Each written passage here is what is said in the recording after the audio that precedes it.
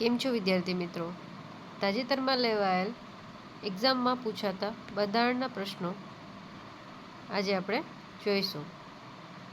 પહેલો પ્રશ્ન: ભારતીય બંધારણનો નીચેનામાંથી કયો અનુચ્છેદ નીચલી અદાલતો સાથે સંબંધિત છે? 4 ઓપ્શન આપેલા છે.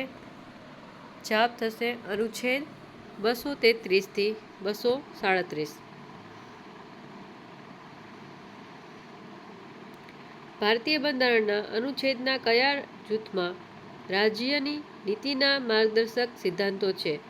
ડીપીએસપી સિદ્ધાંતો છે એ અનુચ્છેદ 36 થી 51માં આવેલા છે.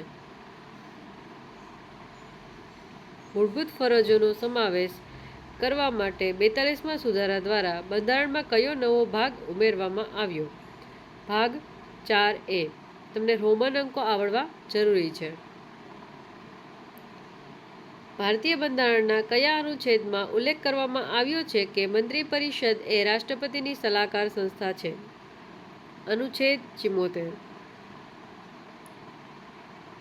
શિક્ષણના અધિકારોનો મૂળભૂત અધિકાર તરીકે સમાવેશ કરવા માટે કયો અનુચ્છેદ દાખલ કરવામાં આવ્યો હતો? અનુચ્છેદ 21A.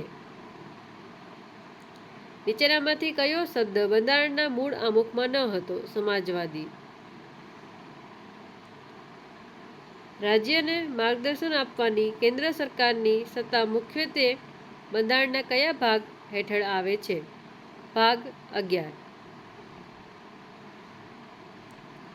1987માં ભારતીય સંસદ દ્વારા પસાર કરાયેલા કયા મહત્વપૂર્ણ ધારા લેજિસ્લેશન હેઠળ લોક અદાલત સંસ્થાને વૈધાનિક દરજ્જો મળ્યો?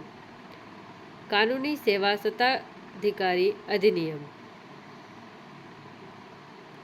નીચેનામાંથી કયો કેસ ભારતમાં જાહેર હિતની અરજી PILનો પ્રથમ નોંધાયેલો કેસ માનવામાં આવે છે? જવાબ થશે હુસૈનરા ખાતુન વિરુદ્ધ બિહાર રાજ્ય, 1979. અનુચ્છેદ 76 હેઠળ એટર્ની જનરલની નિમણૂક અને તેમનો કાર્યકાળ અને મહેનતાણું કોણ નક્કી કરે છે? ભારતના રાષ્ટ્રપતિ. Thank you.